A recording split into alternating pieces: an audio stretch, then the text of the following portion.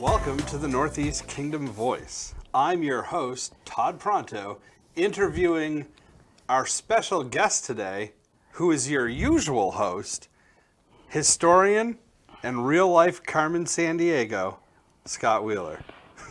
All right, who is Carmen Sandiego? Like I consider myself, where's Waldo? But who's Carmen? Similar, Carmen Sandiego is a game, or is a game, Right. with a world explorer that travels around the world, and your job was to find him. Right. You don't remember that song? No, Where I in the world is... yeah, no, I've heard, but it just I hadn't heard that name in a while. Where in the world is Carmen Sandiego. But I kind of like I know I check in with you on your coffee with Todd, Yeah. and it's like, where am I? Yeah, that's right. And a lot of times you're watching you're 12 hours ahead of us. Right. So when I'm on at 9 o'clock in the morning, it's 9 o'clock at night there. Right. So you're probably not having coffee Right. with me. You're probably Having a beer. Yeah. Yep. And then sometimes I'm in New Mexico visiting one of my sons, or I'm visiting another son in North Carolina, or I'm over in my second home of Marquette, Michigan, and so yeah, it's Kind of where am like I? Where's Waldo? We should get you one of those striped shirts. Right. Yep. Yeah, and that little doesn't he have like a little beanie or He something does. too? Yeah, I yeah. can It's cover some it. thick rimmed glasses. Yeah, Could cover up a little bit. Yeah, that's true. That might be good. So so today here I am taking over my own show. Yeah, that's all right. We decided to have me come on talk about my latest adventure and yet another trip to Southeast Asia. Yeah. And as we record, what day is it as we're recording? So today is a day that shall live in infamy. It's election It's day. election day. The election. Right. The election. You know, So we'll see by the time this airs, it's going to air probably a week from the day we're recording it. Will we have a decided president, or will we still be farting around with the legal system? it's funny. It's a prediction. We could go on about that. We better But it's not. funny with all of our technology. Suddenly, we cannot decide on election night. Even with right? paper ballots. I don't know when you're. As most people know, Todd's from. His father was a celebrity. He was the mayor of Newport. I don't know if Yes. they counted by paper ballots back then, but They did. I remember as a kid listening to WIKE at night. They used to broadcast live, and we'd wait to hear the election results. And it was usually, it seemed real late at night for me, but realistically, if I was a child, Right. they were probably 8:30 at night, 8 o'clock, Right, 8:30 right, at right, night, because I remember it was time to go to bed. You can stay up until we find out if Dad won or not. And then, Dad's the mayor again. I've got another 2 years with Secret Service yeah. detail. Okay, so So you're in the Philippines. yeah, You Philippines. just barely got back, yeah, like, oh, what, it is. 3 days ago? And 4 I'm going to days ago? tell you, a lot of us joke about jet lag, and I don't even know if you can truly get jet lag by flying in the country, because I've flown around this country, the United States, and I've really never experienced. I've never really experienced jet lag before, but when you're flying 12 hours difference. I fly from Boston to Incheon, Korea, to Manila, and to Bacolod, and it's probably 22, 23 actual flying hours. That doesn't include layovers. So you're literally taking an entire day Right. to travel. Right, in Basically. yeah, just in the air. And we can joke about jet lag, but you know what? It's a real thing. This time it kicked my butt both ways because I didn't play the game.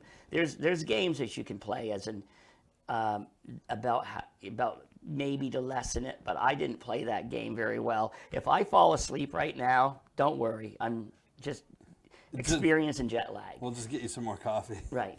Yeah, I'm a frequent flyer over there, and it's a good day to come on the show because it is election day, And throughout the election process, we hear what a horrible country the United States is. The politicians like to down us. The media, they revel in it. Oh, yeah. And I'm going to tell you, the United States isn't a perfect country, but it's a good country. It's a good country. That's why everybody wants to come here. The more I travel, the more I understand. Half of what you see in the media and half of what the politicians tell you, it's all bunk. Yeah. It's That's a good point. So you're in the Philippines. How do they cover the U.S.? Because whether we like it or not, the U.S. election is a worldwide interest. Right. Every country's watching this to see what us crazy people are going to do. How do they cover it, though? Is it as polarized as it seems here over there, or is it a little more pragmatic? I think it's much more fair and balanced. I don't know if I can use that copyright. Yeah, you might get sued, but that's all right. We're a nonprofit. I think it's much more. I think it's much more informative because over here, and I have been involved in one form of media or the other most of my adult life. We no longer have what I consider media. We have the news. Like when I grew up, we had Walter Cronkite. He came on, and he told he told the news. Today, I tell people we have the media wing of one party or the other. Mm-hmm. So I don't believe you're getting much in the way of news anymore. You're getting opinion. Yeah, you're getting opinion. And when I worked at the Chronicle, yes, little time newspaper, but I remember I would go out of my way to make sure that I wasn't letting my own opinion get in the way. Now, it's like there's no even attempt at try to hide your opinion. You just get right out there, you share your opinion, you pass it off as news. I don't care what I don't care what political party you belong to. The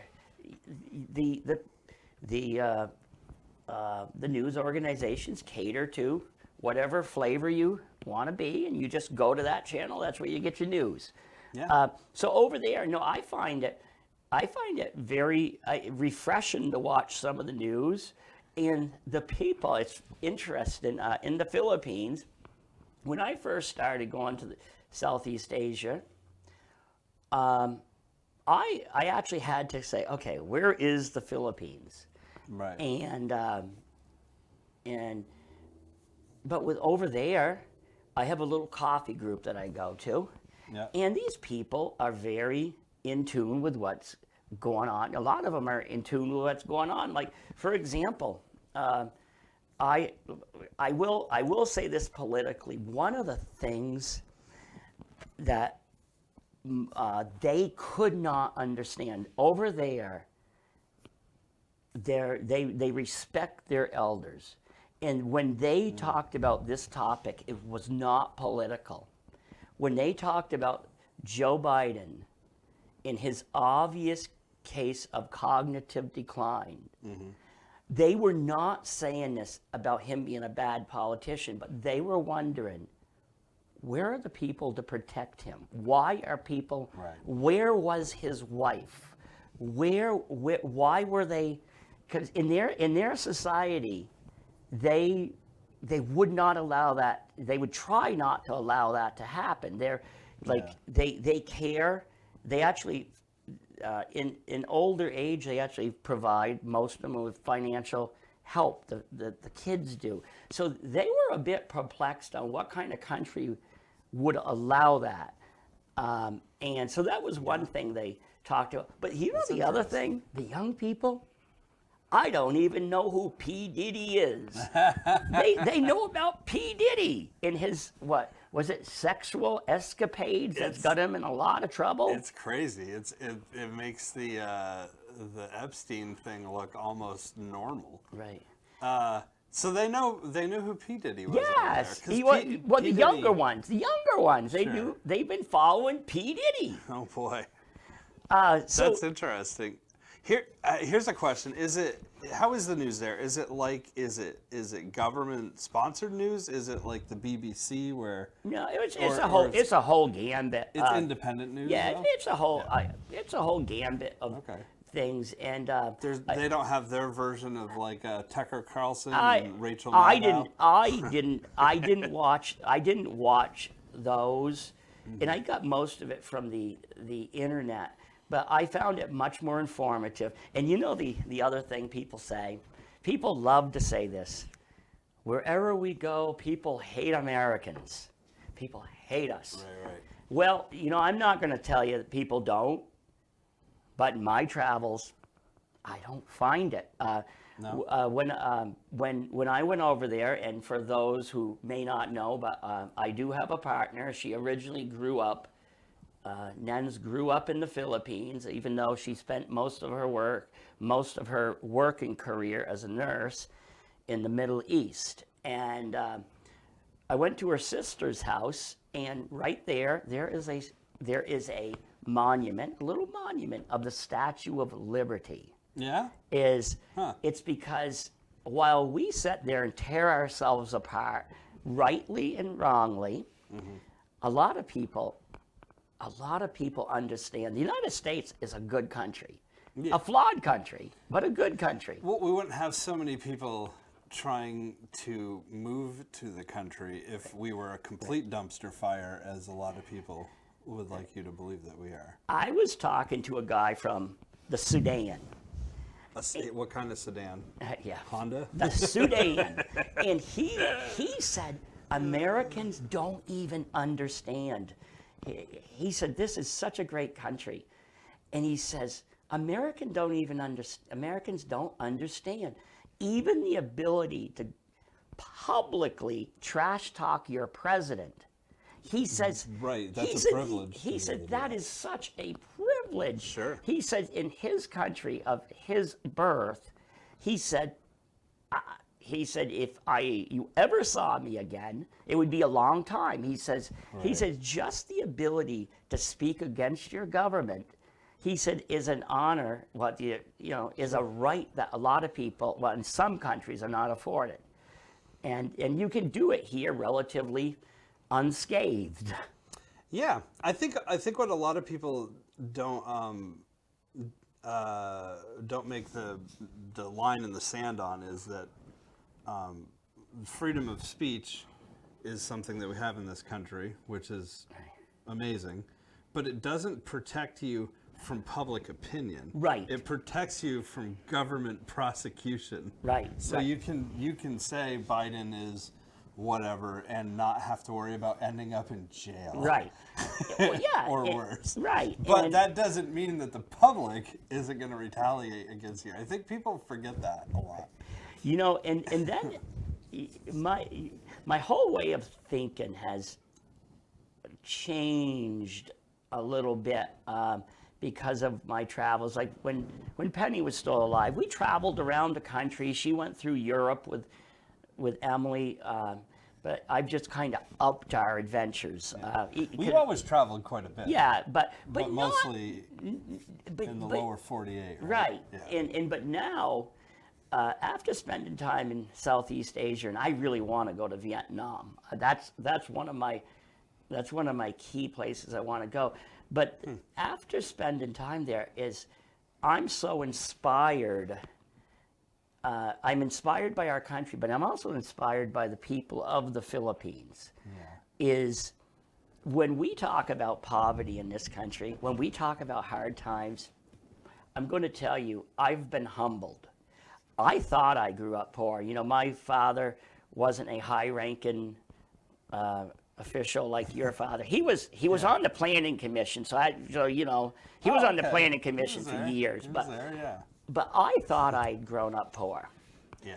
And then I go to the Philippines, and I think, oh my God, Scotty, you're such a whiner. Yeah. And the poverty that you experience there Not all, because there are there's pockets of wealth, but the people, they just keep right on ticking. They a brighter day is really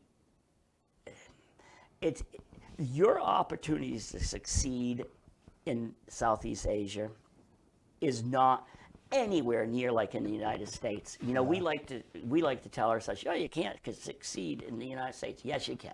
Yeah. Over there, it's a lot tougher. Yeah. Now, my future bride, Nens, I'm going to tell you, I went to her village. And when I say village, I don't mean like Irisburg.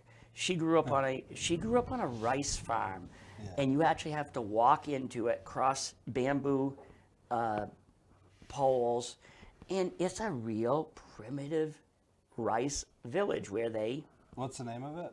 Oh, it's just. It's not where you go. It's not. No. That's Buckhold. Buckhold. That's a city of 600,000. Oh, okay. And I look at her. Well, a series of good fortunes happened with her. She's brilliant, and she was blessed with that. But then she had a aunt who never married, helped her get through school. Thus, she was able to get out of the village. Nothing against the farmers. I absolutely love the rice farmers and the cane farmers. I feel right at home with them. But she became a nurse, and she and other people like her, they then helped their families out of the. And so she now has 3 nieces who are midway through their becoming nurses themselves. Oh, wow. And the Philippines. But she grew up on a rice farm. Yeah, she grew up on a rice farm. So by all accounts, there's a good chance, had her aunt not helped her out financially, she would still be working on that rice farm. Yeah, the opportunities in this country that the United States offers, people, I didn't even totally get it. I did get through college. Sometimes it doesn't show it, but the thing is the opportunities this country offers. It's amazing, and that's why so many. You know, everybody talks. First of all, I am for legal immigration. Yes, I am for legal. I'm not totally cool with the idea of if the first act you do when you come to our country is by breaking the rules. But we do need to take a second look at our immigration rules. Because I will tell you, we're going through the immigration process, and it's working well for us because we're not poor.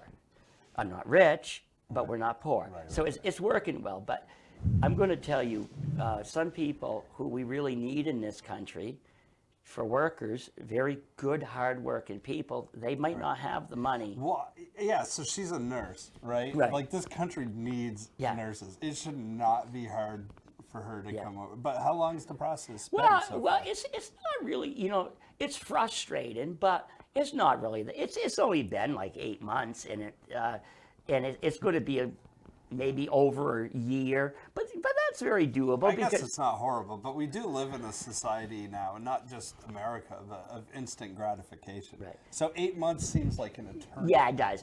But that's because I think partly because of various factors, including her being a nurse. But it is frustrating when you go through the process, spend this money, spend time and money to come through the front door, and you see so many people coming through the back door. And the thing is, when you're totally vetted before you come here legally, but besides that, you also, in most cases, you have to sign off saying, I will not get any public assistance for whatever, 5 years or something. So you're basically, it's a real process. And I think for the most part, it's a good process, but it needs to be retooled. They talk a lot about about that, like with illegal immigration and people coming over here and stuff. But I feel like the people that get really worked up and bothered over that think it's a lot more glamorous than what it is. Yeah. Like, it's not, I mean, people aren't coming over here and like living in Beverly Hills. Right. And let me tell you, from my experience from my limited experiences with immigrants, some of them are the hardest working people. Yeah. There are, like, you take a lot of Asians who move to this country, they hit the ground running, is because if you're coming from a poor country, that we Americans don't understand, they come here with a totally different, they don't come here with this sniveling attitude that some job is beneath them. Right. Is they come here, they hit the ground running. Yeah, you're going to have some people who are not workers, but back to the Philippines. So you know, I'm over there, and I'm one of, in ours, we live in a city over there. When I'm there, we live in a city of about 600,000, and I might be the only, you know, I'll go days sometimes in our section where I don't see another European or, you know, foreign face, and I'm treated very well. I think it's a very safe country. Yeah, bad things happen, but bad things happen in many countries. What's the, I mean, unlike America, Right. most other countries you go to, people can speak 2 or 3 different languages. Yeah. So English is probably not a barrier for you there. No. But that's not their. No, actually, they're pretty much taught English right from the beginning. Yeah. Nens speaks, I don't even know how many languages. Most people there grow up with three languages at least. They grow up with English, Tagalog, which is the national tongue, and depends on what region you live. She speaks, her local tongue is Ilonggo, and then there is, she also speaks, because she lived in the Middle East, Arabic, and they're taught it at a young age.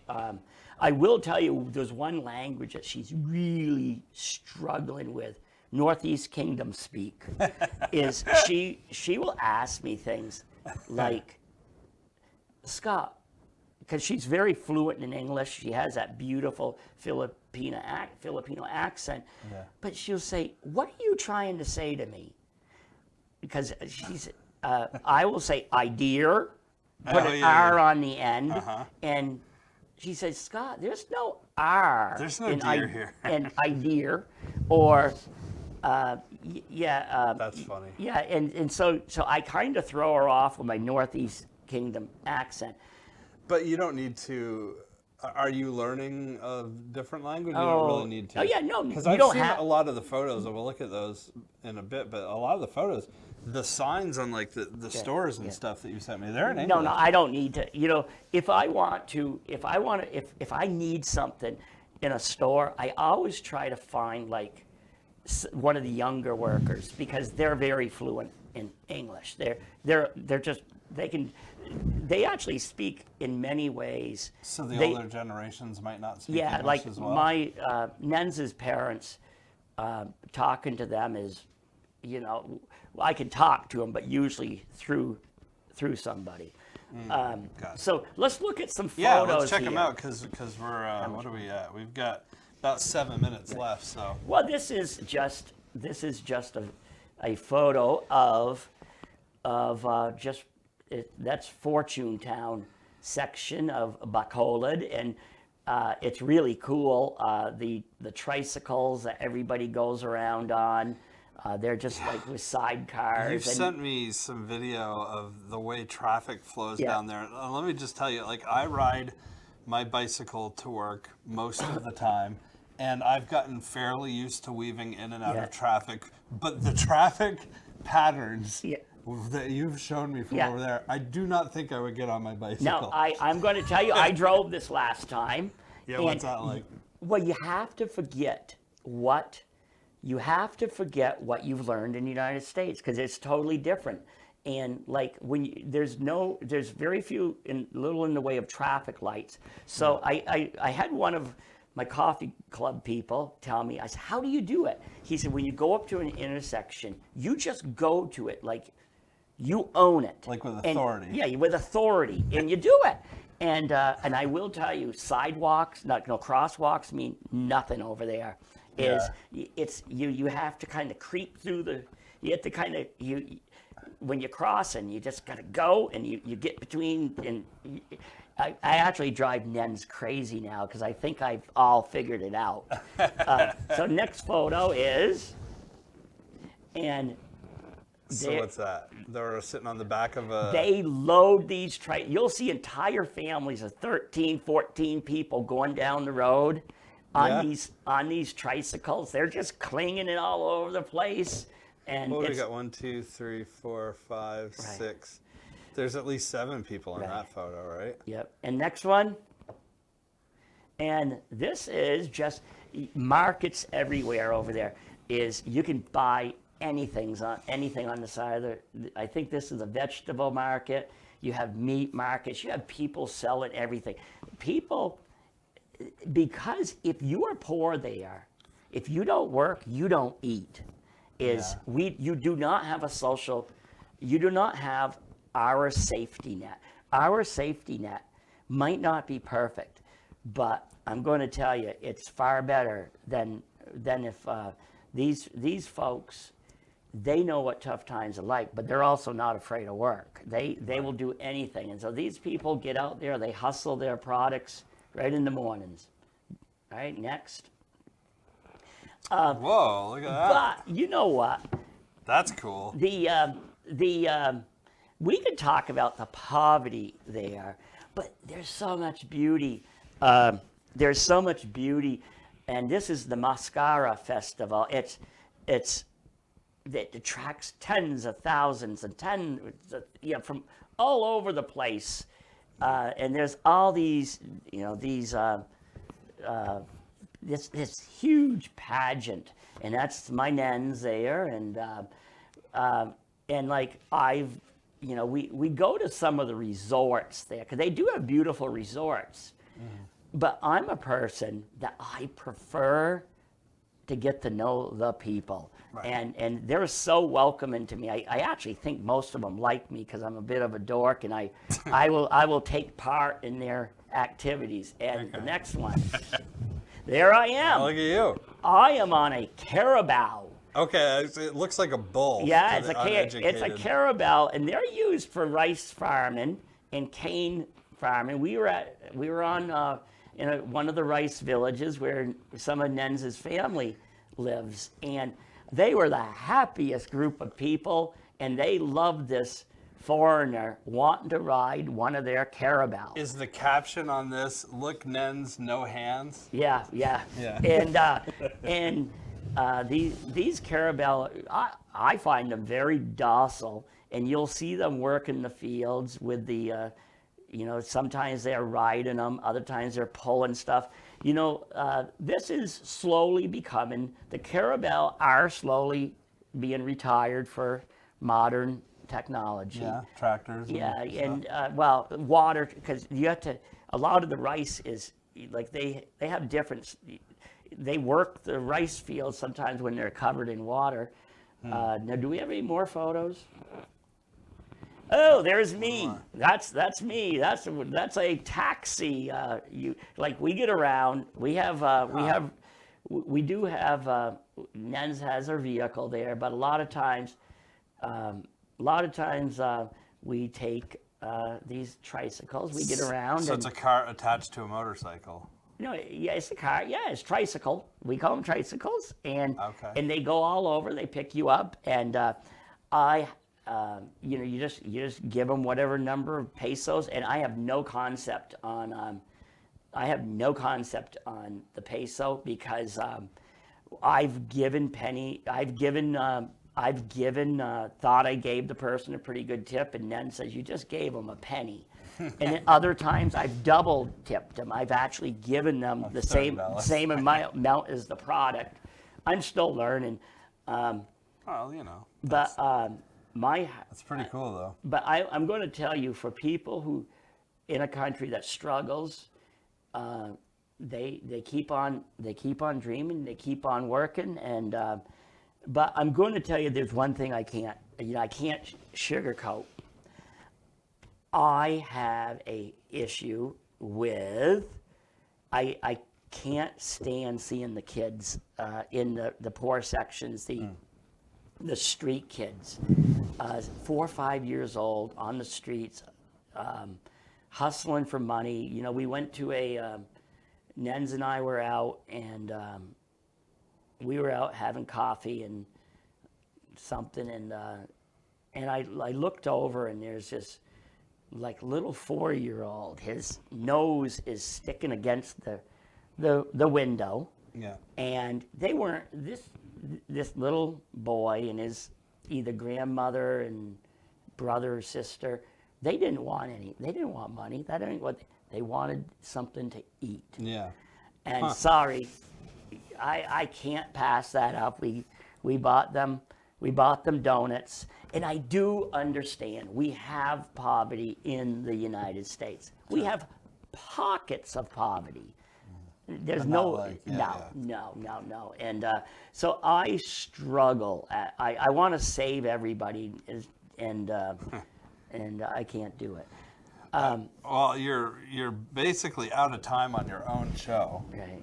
So I don't know if we continue this again. Nah, we'll wait. You're gonna go back, right? Yeah, I'm gonna go back, and I'll be back. Are you gonna be spending the holidays here? No, I No- can't. no I Christmas can't in be. the I Philippines? can't because of the nature of my business, the Northland Journal, which I have to credit everybody on my team for tolerating my ways, because believe it or not, I'm actually working. This is not vacation. I'm actually I collect interviews, then I go. My entire team is super. As I experience my midlife crisis of traveling the world, but no, There you go. big things are going to be happening in the near future. So love it. maybe at some time Nens will come on to the Yeah. show, and you've already met Nens. I've when met she's her been- once and multiple times on FaceTime, but Right. Yep. And, yeah, you got to get her on here. yeah. Well, that's I going know to be. she's not super thrilled about Yeah, it. she's about as thrilled as having a camera in her face as Penny was. Yeah, well. And you never saw Penny come on the show. Well, no, that's for sure. Well, maybe we can hide the cameras or something. All right. Well, as we finish up this again, as we finish recording, this is election day. I don't right. care who wins. I have my preferences, but you know what? No matter what, we're still a great country. Yeah. We're not a perfect country. Don't let politicians, don't let the media, don't let anybody tell you we are not a good country. We are a good country. We got to work on our flaws, but we are a good country, and so is the Philippines. I guess my second home.